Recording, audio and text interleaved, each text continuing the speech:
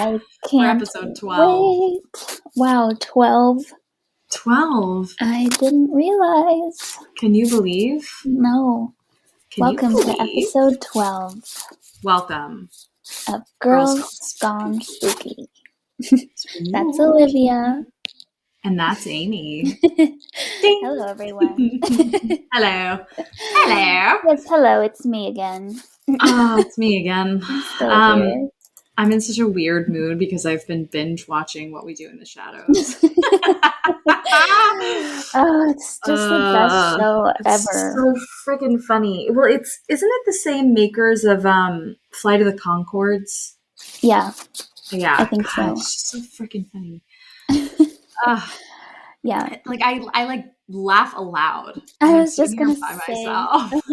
I was just gonna say that same thing.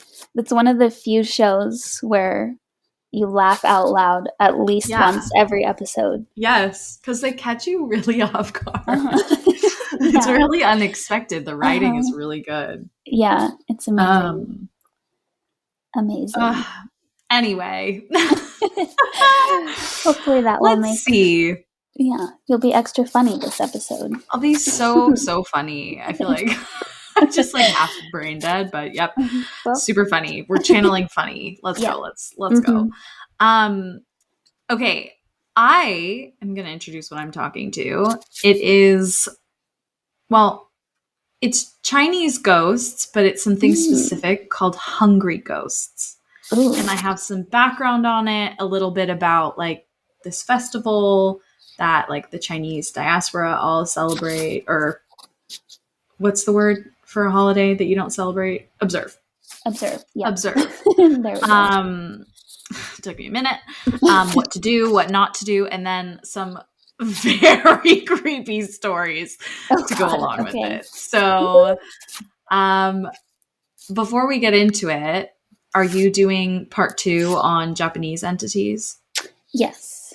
And Bless up. I have I have quite a bit. So yeah, you go first. Yay. And then we'll do our follow-up. Woohoo! Okay. So, hungry ghosts. So, hungry ghosts are a Chinese concept that differ from ghosts in Chinese tradition as it doesn't relate to Buddhism. Traditional belief is that people become ghosts when they die. It was originally thought that ghosts did not have eternal life, but would slowly weaken and eventually die a second time. Hungry ghosts in traditional thought would only be an issue in exceptional cases, such as a whole family was killed or a whole family no longer appreciated their ancestors.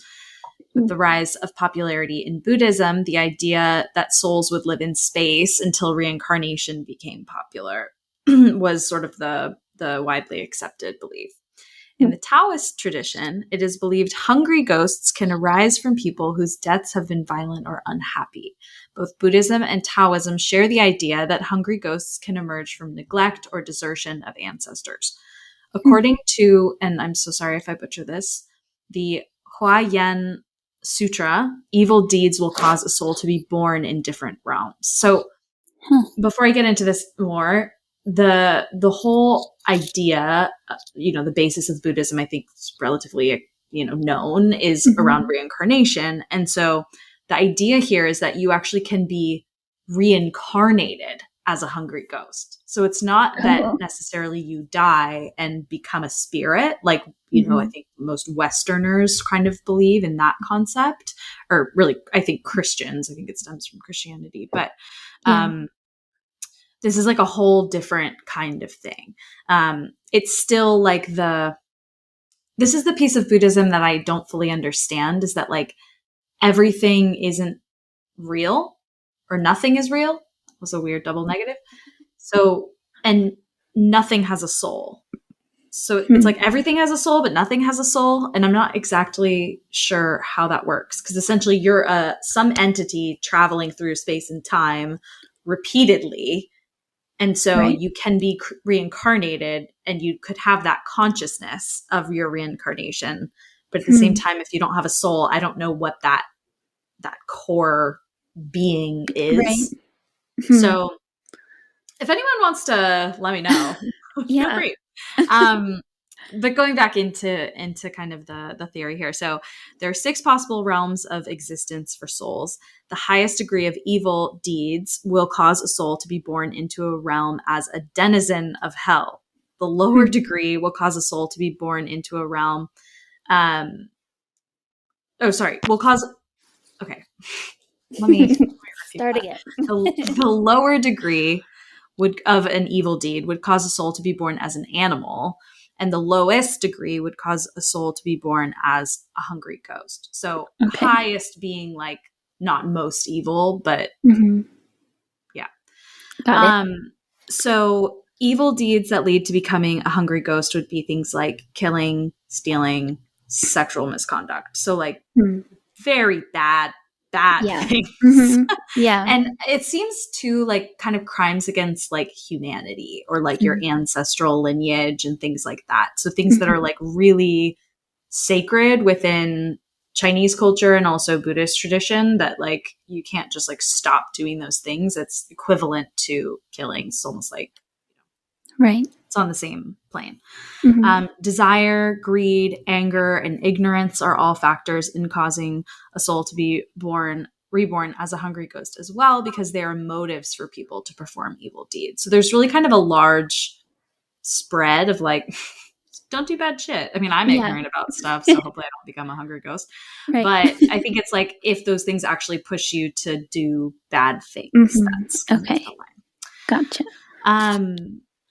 Okay, so there's something called the annual Hungry Ghost Festival, which is celebrated in China, including Hong Kong and Taiwan, Malaysia, Singapore, and elsewhere in the Chinese diaspora. And it's dedicated to performing rituals, performing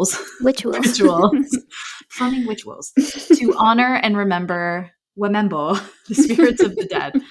On this day, ghosts and other supernatural creatures come out from the underworld and move among the living. So this is actually really similar to the concept of Samhain or Halloween. Yeah. Families prepare food and other offerings and place them.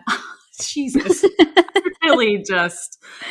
Okay, here we go, team. Okay. Place them on a shrine dedicated to deceased relatives.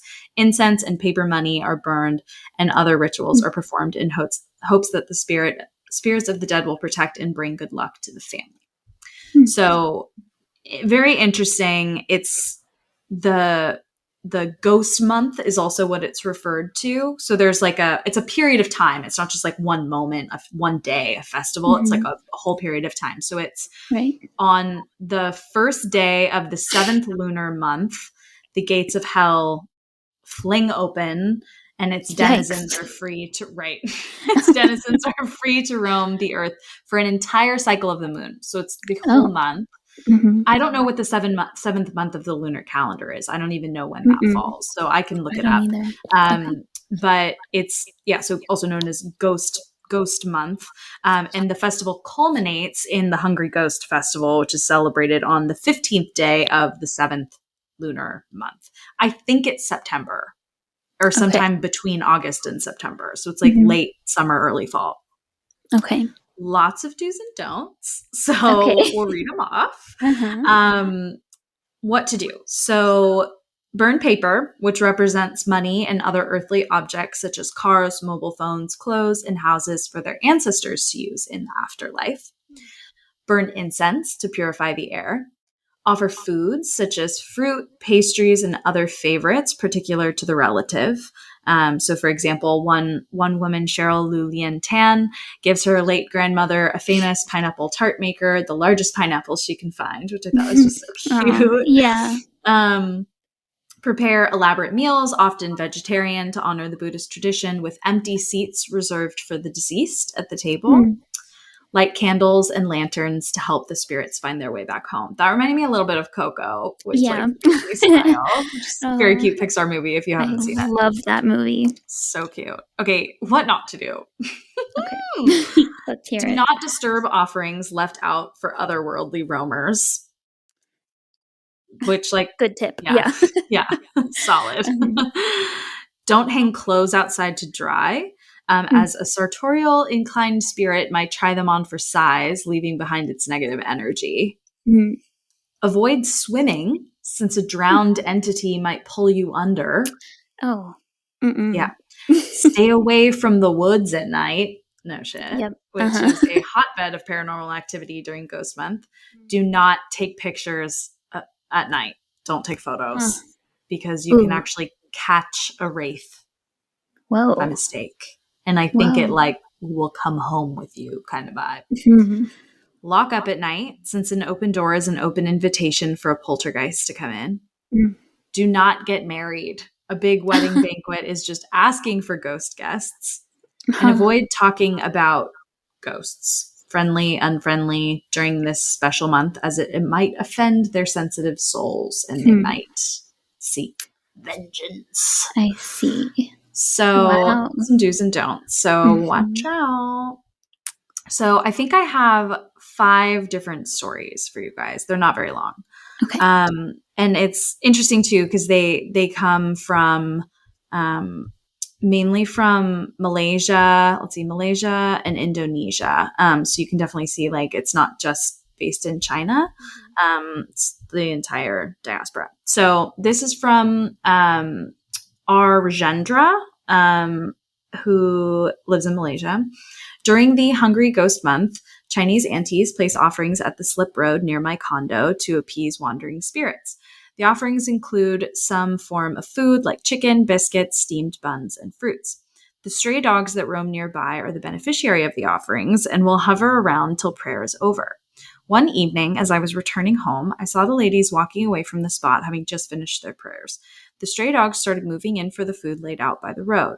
Just when all 4 dogs reached about 10 feet from the food, they froze in their tracks. They were ravenous, probably hadn't eaten the entire day since they were stray. Instead, they stood transfixed, staring at the food but not daring to move any closer. Then, for no reason, they all started barking while fleeing the scene, frequently turning back to eye the food. It wasn't the normal barks of hungry dogs, but something kind of dark and scary, like they saw something and had to run away. The security guard at my condo saw me watching the dogs and instructed me to quickly get into the condo compound. "There's something feasting on it, sir," he announced grimly, motioning me to leave the area. Oof, that's creepy. So one of those hungry ghosts was being fed and he did not want to share. Oof. Scary. Yeah, I was like, ooh, dogs just really know what's up. Yeah, they do. And it's interesting too that like, they're saying they see this all the time and the dogs eat the food. So clearly it's not all, they're not always, the hungry ghosts don't always come, but sometimes. Ooh, just in Yeah. This one's called The Locked Door. This one's from Lo San Tu, who also lives in Malaysia. My husband and I discovered a bone fragment that looked like a human finger in the eaves of our business premise one day. We didn't think much of it and promptly got rid of it. But that year, during the ghost months, things started to get very spooky in our house. I noticed the temperature in the primary bedroom became increasingly hot, even with the air conditioning on full blast. We repaired it, but to no avail. We decided to just buy a new 2-horsepower unit, and still we were sweating profusely at night. No amount of adjusting the thermostat helped. Now, there are 2 doors to our bedroom, the main door and a second one that leads out through the walk-in closet. Each night before retiring to bed, I like to sit in contemplation and pray quietly. Having done my prayers that night, I decided to get a drink first and headed to the main door. But for some strange reason, I couldn't open it. The doorknob was jammed and couldn't be turned at all. I tried a few times, much to my husband's exasperation as he observed me struggling with it. He too tried and failed. It was firmly locked. I decided to exit through the second door and re-entered the same way later. Strangely, it never occurred to us to check from the outside why the main door was locked. That would have been the logical course of action, but I didn't, like something was blocking me from doing the expected or thinking to do it. That night, sleep was very restless, and again in the morning, we used the second door to exit and never bothered to check the jammed door. It's like they just had like a weird like blinder up to it. Yeah. A friend visited me that afternoon and went to my room to collect something. Suddenly, she let out a scream from the room. She had opened the bedroom door from the outside like normal and was staring at the side of the door that faces inwards. When I got there, I saw huge scratches on the door frame that looked like a creature with razor-sharp claws had ripped wooden shards off the door near the doorknob. I stood transfixed, staring at the door. Surely I would have seen this earlier when I woke up. Something was trying to get out of your room, she stammered. She quickly called another friend who is a seer. This friend later explained that something had followed us back and had taken up residence in our bedroom. It was linked to the piece of bone we saw in the office. So it was something that came with them from their business to their home. Mm-hmm. Later, my husband told me that he had seen a wispy oh my God. Wispy. Really, like, God, wispy apparition. I want to say wispy aspiration, which makes no sense. Yeah. Wispy apparition with a long beak-like face with tiny little fangs in the bathroom. He didn't tell me because he didn't want to scare me. Apparently, my nightly prayers had started getting too strong for the spirit to handle, and it needed to exit fast, but the jammed door prevented it from escaping, forcing it to literally claw its way out. Wow. That night, we finally slept well with the air conditioning unit performing just as expected. Whoa. That's crazy. Yeah. So something else, a couple of other themes I wanted to bring up from this one. One is that seers are quite common in these, I think just in Chinese culture generally. I don't know about in the Buddhist or like Taoist traditions, but that was one thing. And the other is that image of like long, usually in white, like long black hair, very kind of gaunt and like just grudgy looking. Yeah. Not a good vibe. That's typically what they look like. Okay. Scary. Yeah. This one's called The Burnt Body. This is from Jess D'Souza, also from Malaysia. They say when you're pregnant, negative energies find you irresistible.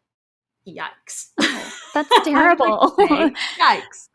Yeah. Which kind of makes sense though, right? Because it's like the source of life, right? Yeah. So that makes sense. They want to attack. If you're going to corrupt something, right. It seems like the time to corrupt it. Okay, sorry. I digress. They say when you're pregnant, negative energies find you irresistible. This explains why Asians have so many pantang, or taboos, to be observed by pregnant women, which I didn't even know.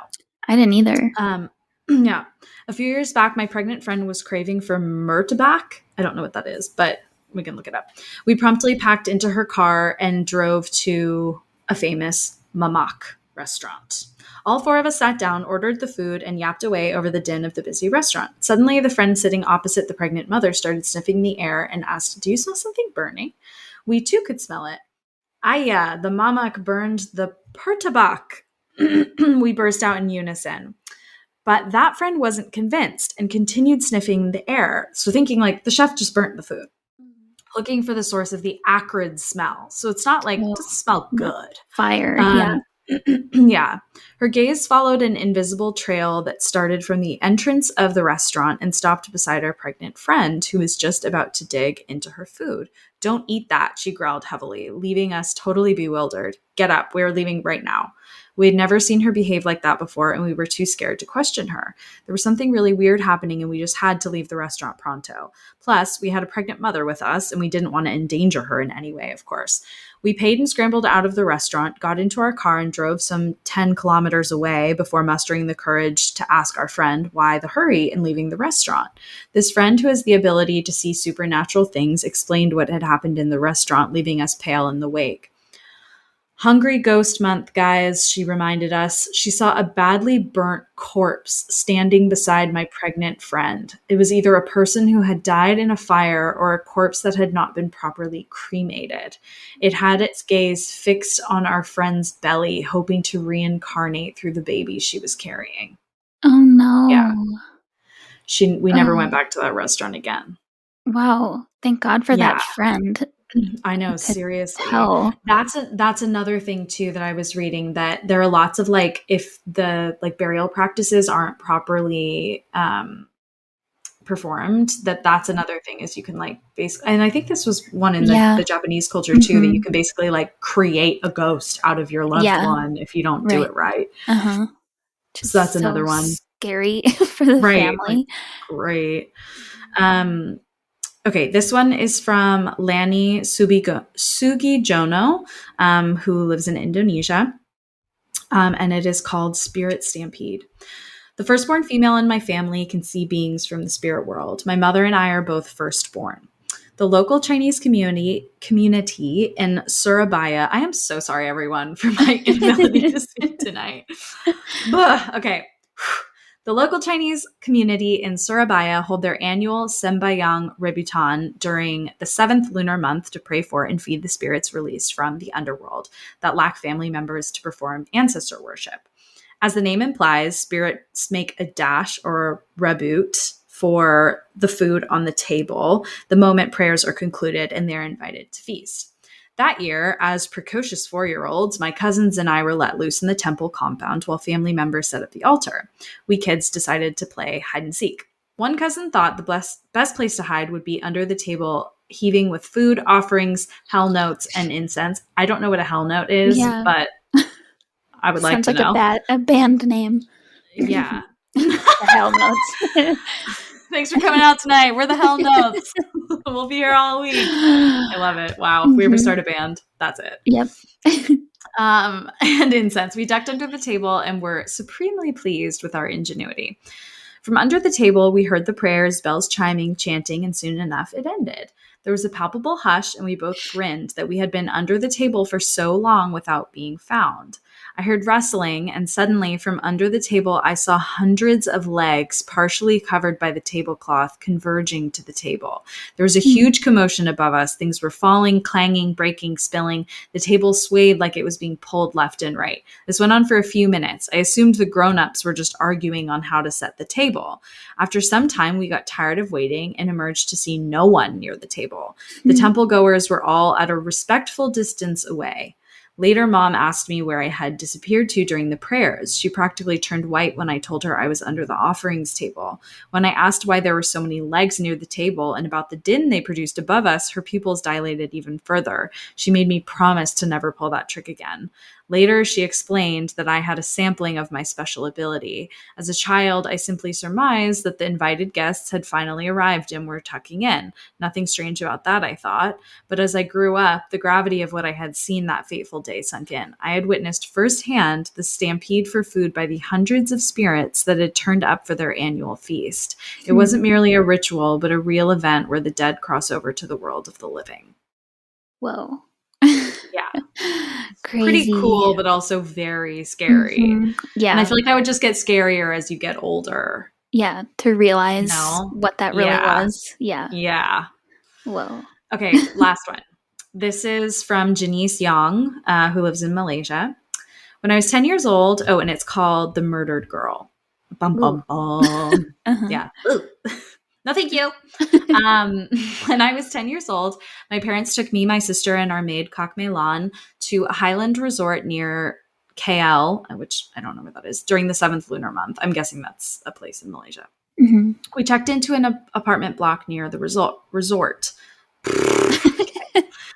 Kids couldn't visit. Like, why does this happen? I don't know why this happens to me sometimes. I'm usually pretty okay. Yeah. Anyway. Did you have meetings today, or did you just kind of sit and work all day? Because I feel latter. Like when I maybe it's that don't talk all day, then I just can't do it later. Yeah, no, you're probably right. Okay. Yeah. We checked into an apartment block near the resort. Kids couldn't visit the gambling den nearby, so we had to stay put in the apartment while our parents left for the casino. We felt a chill the moment we stepped into the unit, but since we were high up in the mountains, we didn't think it odd. Kok Mei Lan settled us in and remarked how cold it was. She decided to switch off the ceiling fan. As she walked to the control panel, she thought she glimpsed a shadowy silhouette behind the curtains, but she wasn't easily spooked and simply drew the curtains to reveal the beautiful mountains, valleys, and gathering fog. This place sounds beautiful. Gorgeous, yeah. The chill continued in the room as we unpacked our toys and played with them under the watchful eyes of Kok Mei Lan. Suddenly, there was a knock on the door. Kok Mei Lan got up and went to the door with me trailing behind her, thinking that Mom and Dad had returned. My little sister was busy with her toys still. But when she opened the door and peered out, there was no one there or down the corridor. We both looked at each other, puzzled. Cockmelon shut the door, and the moment both of us turned around, we swore we saw a shape that looked like a young lady in a white dress with long hair floating past my sister in a flash and disappearing through the window. Petrified, Cockmelon grabbed my sister and practically locked us in one of the bedrooms. My sister dozed off, but both of us were way too scared to sleep. Around midnight, my parents returned, and around 3 a.m., we heard the knocking again. We heard my mom emerge from her room and walk to the main door to check who was knocking at that ungodly hour. After a few seconds, we heard the door close with a loud bang and my mom grumbling. She even poked her head into our room to see if we were playing pranks on her. She proceeded to walk around the unit, presumably checking where the knocking was coming from. The next morning, my mom asked us point blank if we were up to our tricks again, disturbing her sleep. As we were checking out of the apartment, Cockmelon wandered off to chat with one of the housekeepers there. I saw the blood drain out of her face as she digested the story being told to her. She quickly returned and hurried us out of the lobby, eager to get the whole family out of the place. My mom was annoyed and demanded to know why she was behaving so strangely. That's when she told us what the housekeeper had told her. A young woman had been brutally murdered in the exact room we had stayed in. Her boyfriend, in a fit of anger after suffering massive losses at gambling, strangled her and tossed her out of the window into the valley below. Ever since, that dead girl has frequently appeared to guests in that room during the 7th lunar month, as she appears even more frequently and sometimes even in broad daylight. Visions of the girl with long black hair and pale skin wearing a flowing white dress filled my head, and I dug deeper into Cockmelon's side in fear as my dad drove as fast as he could away from the apartment block. Wow. Oh. And that is Hungry Ghosts. Wow. Very cool. I had never heard that term before. Hungry Ghost. Hungry Ghosts. Yeah, I wanted to keep on the Eastern theme, Eastern entities. Yeah. And I was looking through a bunch, but the thing too is like, I think in future episodes, I want to start doing like, because I think we've covered so much ground, but I want to start getting more like specific. So like ghost stories on hikes and ghost stories camping and ghost stories from haunted places, like known haunted places or whatever. Because I think starting to look through, like I was just kind of going by country, basically. Like I was looking at Egyptian lore. A lot of it ends up being kind of like mythology, which is cool, but it's historical and not a lot of people have had encounters. Like I think the jinn is kind of like where that line ends of like people have experiences with jinns. Yeah. So anyway. Yeah. That sounds good to me. Yeah. I like that idea. Yeah. So over to you. Okay. Yeah. So if you remember, last week I talked about some Japanese entities. And just like you were just saying, I think most of these are pretty ancient. So yeah, the main follow-up I wanted to do was actually to see if there were any stories of people who have had real life encounters with these, but it came up empty. So fruitless search, partly because I think I said this last week. I think there are a few video games where these spirits and demons are characters. So that's like right. When I went on Reddit and other places just Googling like real life blank, whatever, it would always come up with video games rather than what I was actually looking for. So anyway, the closest I did get to somebody mentioning a real life encounter was with the Yuki Onna, who, if you remember, was the snow woman who would suck souls out, kind of like a Dementor, but she only appears in the snow. Yes. And that was from, her website is called Occult World, and her name is Teresa Bain. And what she wrote was just that the survivors of encounters with any of these demons or spirits, whatever they are very few and far between, because usually people who see these spirits will die, which that brings up something interesting. Like, how do we know what these stories are if everyone dies. Yeah. But specifically to this Yuki Onna, she does occasionally let people go, but the only way to do that is if the person can give a reason that she should spare them that's so compelling that even her icy cold heart is moved by their reason. Interesting. And yeah, usually that also involves making promises that they won't tell their story, but I mean, I don't know. So could be because people don't survive these encounters, could also be that these are ancient entities that, I don't know, kind of mythology at this point. Yeah, but also maybe like compel you not to share. Yeah, I mean, yeah. If something scares if I encountered her out of you, yeah, I'd be like, nope, Yeah. it's between us. I'll keep it between us forever. Yeah. Mhm. You and me, sis. Our dirty little Yeah. secret. Pinky promise. Pinky Extend a pinky to the Snow Queen. Pinky promise. I pinky promise you. Yeah. But I don't know. It's still, there are so many interesting stories from Japan. I last week didn't really talk. I focused more on the ghosts and the spirit side, but there are also many demons that I just really quickly wanted to mention. Yeah. They are called the Oni, and Oni are male demons, and Kijo are females. Okay. And Oni are, according to this website that I used, which was yokai.com, they are like the greatest icons of Japanese folklore. And I found this really interesting, that Oni, the demons, are actually born or created when, quote, truly wicked humans die and end up in a Buddhist hell, one of the many Buddhist hells, which is interesting.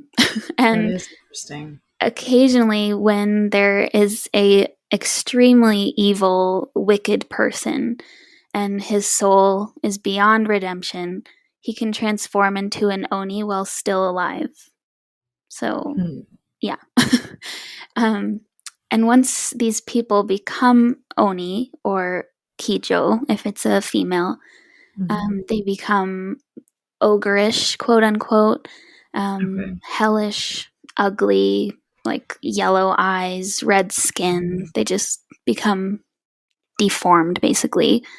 Yeah. Makes me think of like possession. Yeah, exactly. And they can remain on Earth to terrorize people. Sick. Yeah. Very scary. And actually, I think I mentioned it last week. They're called the Ako Manto, the one in the bathroom. Do you remember that? Yes. Where, it's like choosing a color. Yeah, red or blue, right? Yeah. You either then have your skin ripped off or you get suffocated. So it's not funny, but it's like a little funny because it's so dramatic. Right. Yeah. And yeah, if you don't laugh, you might cry, because that's like seriously, it's terrifying. It's just a lose-lose situation. Yeah, next time I'm at like a rest stop trying to pee, I'm going to be like shaking in my boots. And those things come into your head at the worst times. The worst times. It's like when you're walking, like when you turn off the lights downstairs and you start walking upstairs and you're you gotta run. There's something behind me. Yeah. Why is that we do that? I don't know. It's so annoying. I know. It's so bad. Yeah. Okay, so let's see. I'm just gonna mention a few major Oni. Let me get to the first one. He is called the Shuten Doji. Okay. He is apparently 50 feet tall with red skin and horns, and he also has 15 eyes. Oh, Why is that the worst detail of all? I know. He can see you from every angle. Yeah. Ew, dude. Yeah. No. It's disturbing. 50 feet tall? Yeah. Like, where does he live? Hell? Hell? Maybe we'll get to that. Let me see.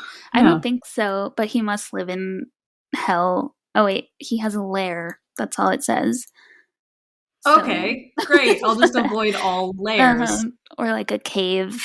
Yeah. Mountain caves. I mean, which I'm probably going to avoid anyway. Yeah. Right. However, this one is okay because he's actually supposedly gone now. Because there were some warriors in the medieval times who infiltrated this lair, and they had a banquet together. The Oni that was in there was serving them human flesh and blood, but as an offering, they brought with them sake that was drugged, and he drank it and passed out, and they cut off his head, and well done. So, amazing. Wow. Yeah. Don't need to worry about him anymore. Comeback story. Exactly. Tricksters. Yep. Okay, then this other one is, I don't even know if I should try to pronounce this. Give it a go. Uji no Hashihime. Woman at good. Uji Bridge. Okay. So this is another case of a woman scorned by a husband. Classique. Yeah. So she actually prayed to become an Oni. She wanted to become an Oni in order to be able to kill her husband and the woman he fell in love with, and all of their relatives. So she was bloodthirsty. She's got a wide scope.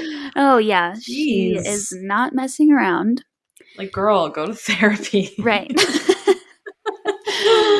Instead of going to therapy, she prayed and bathed in the river for 21 days to just become an Oni. She divided her hair into 5 horns and painted her body red. And then when she became an Oni, she ended up killing everyone that she wanted to.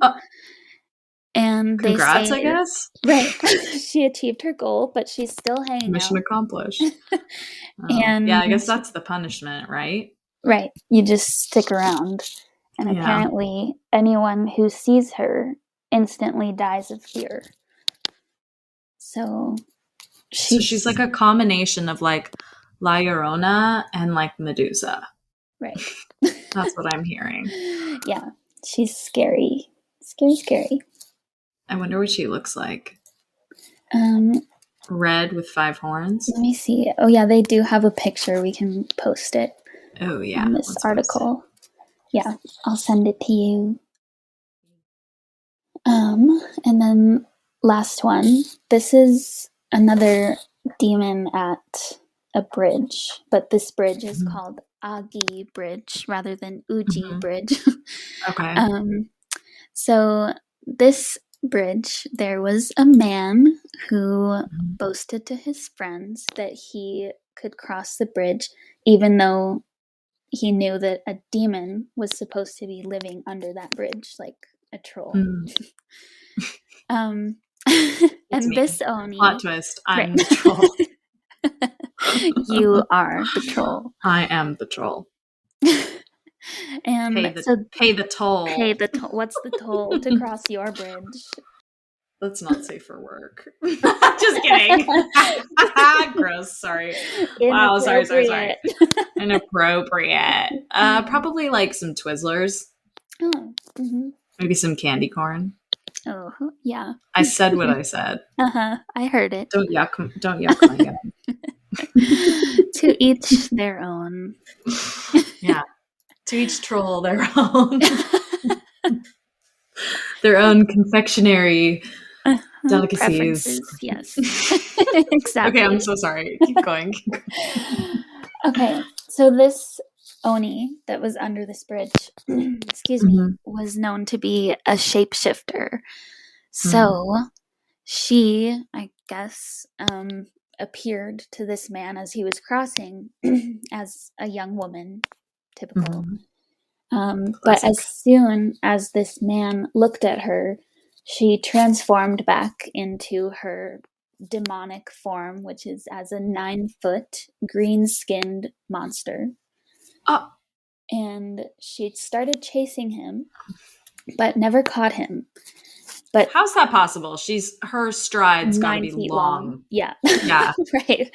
I don't know. But she doesn't give up because later she shapeshifted again to look like the man's brother and knocked on his door so that he would let her Oh. in. And once she got in there, she bit his head off, held it up, and danced with it before his family, which is Yo, awful. that's ice cold. That is Yeah, ice she's cold. not messing around. So she just does it for shits and giggles, or like? Mhm. It sounds like she doesn't really have an MO. She's just kind Okay, of.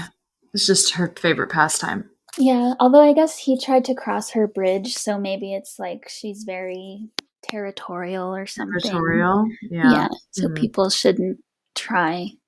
Yeah, damn girl. But, yeah, so those are a few Oni, but then I do have a story this week from a fan who just happens to be my mom, the biggest I fan. love it. I love it. Yeah, and so this is not directly related. However, there's slight tie in that. So my mom was a Peace Corps volunteer Mhm. in the late 70s, early 80s in the Philippines.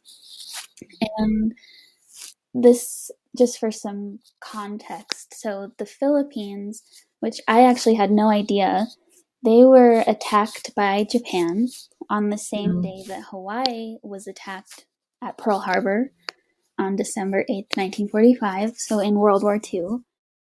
And the reason that's relevant is that when my mom went for training for the Peace Corps, they were in a facility that's now the Philippine Rural Reconstruction Movement, but it before that it was built to be a prison camp during the war.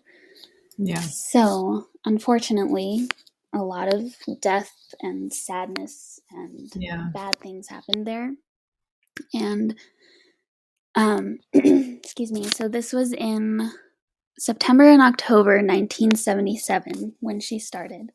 And there were like hundreds of people there, not all for Peace Corps, but some other volunteer agencies. And everyone, she said, quote, everybody was seeing ghosts. That's what she said. So it was like just many people started seeing ghosts. Wow. So much so that the like officials, I guess, from the Peace Corps facilitated a meeting so that people could join and talk about what they were seeing and experiencing. Holy shit. Yeah. So my mom, she didn't have any experiences of her own, so I'm telling other people's stories through her.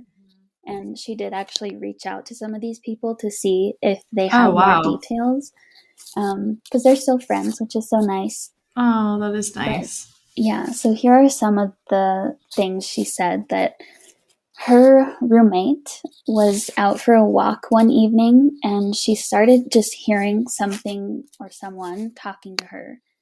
And she was looking all around, couldn't see anyone until she looked up and saw that there was a person standing on the roof of the building, but he was like see-through. So it was clearly a ghost. But somehow they were able to communicate, whether that was like all in her head or if he was actually speaking. But she got his story basically, and he just let her know that he had died there in that prison camp and they had some sort of weird conversation together. That is so wild. Yeah, I know. The other thing was that there were ghosts in both bathrooms that people just mentioned seeing. Kind of just hanging out in there, nothing scary. Yeah. But then the most crazy one, which this is the person that she's reached out to ask for more details, is that she and her roommate were in bed, either going to sleep or already asleep, so it was late at night. And this was right around Halloween. And when they were in there, this whole procession of ghosts, like a lot of ghosts, came through their room, and they were dancing and like having a celebration, which, interestingly, like Halloween in the Philippines is celebrated similarly to Dia de los Muertos. So it's believed that spirits can come back, cross back to the physical world at that time, join in celebration. And typically, or traditionally, I guess, families will go to the cemeteries to spend the night with their relatives that have passed on. Yeah. And I just saw one website, which was actually on medium.com, which I think is like a blog website, right? So I don't know if this is actually accurate, but she said that if your family doesn't go to the cemetery, the spirits can still come back and they might try to visit you. So, like, if these people died in this prison camp, maybe nobody is visiting them, but they came back to a place like other ghosts that meant something to them, or their energy is. And she said they were in there for quite a while, just dancing and like passing through. And she said that two of them actually stopped and looked at her and bowed at the end of her bed. So, yeah. They were just hanging out. Yeah. Well, it's almost like they knew. Well, and it's almost like if they, so say they died in the prison camp, it's almost like they knew that they were Peace Corps workers, not, you know, like, I don't know, I guess other prisoners or whatever. Like, it seems like they maybe understood that. Yeah. Like, especially like the guy on the roof, like, oh, let me tell you my story. Like, it would be obvious to another prisoner what the story was. Right. Yeah. They were. Interesting. I know. But it's just interesting to me that they all were seeing it. Like, my mom, I asked her if she had any of her own experiences, and she said no. And she was actually completely oblivious to anything happening until this meeting between everyone. Right. So it's not like when they got there, somebody was like, hey, this place is haunted. So it wasn't like people started seeing things after they were told it was haunted. Yeah. They were all separately seeing it, and then we're like, is this happening to you too? Right. Yeah. Seriously. So really interesting. That's wild. I know. Oh my God. Thanks, Mom, for sharing. I know. Thanks, Mom. I hope I did it justice. I'm sure you did. That's wow. That's amazing. Yeah.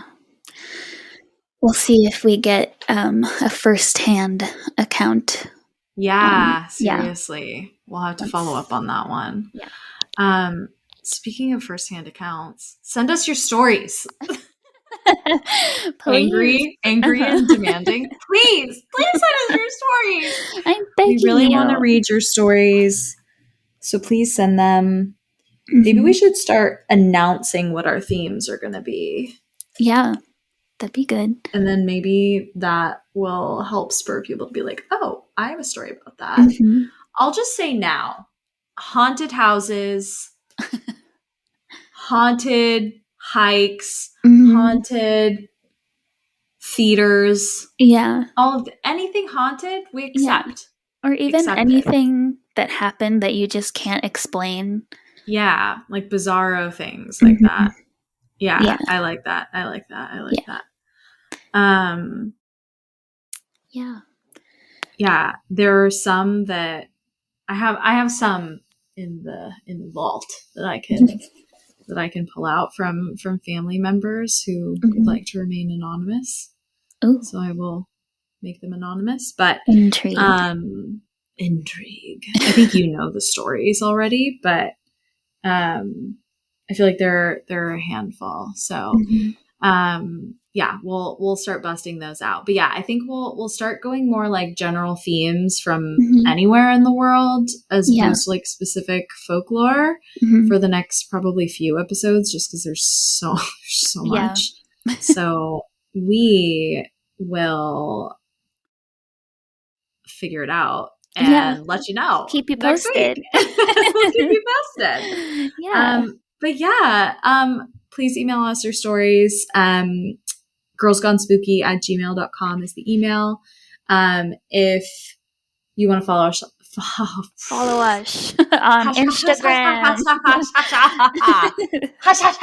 If you want to follow us on Instagram or Facebook, it's at Girls Gone Spooky. Yeah, and you can find us on Spotify, Apple Podcasts, Anchor. Please rate and review the show too if you're enjoying it. Smash that rate button. I hate myself for that. I'm so sorry. Just slam down on that subscribe. Really she's a YouTuber. I know. What's wrong with me? Today, I just am not. We're not firing on all cylinders today, but that's okay. Everybody has days, you know? Everybody has those days. Wow. Stop. Like, just cut it. Everyone, help. That was my first thought when you said that. Okay, good. Everybody makes mistakes. Everybody knows what I'm talking about. And with that, stay spooky, my friends. Stay spooky. Thanks for listening. Thanks for tuning in. Bye, guys. Bye.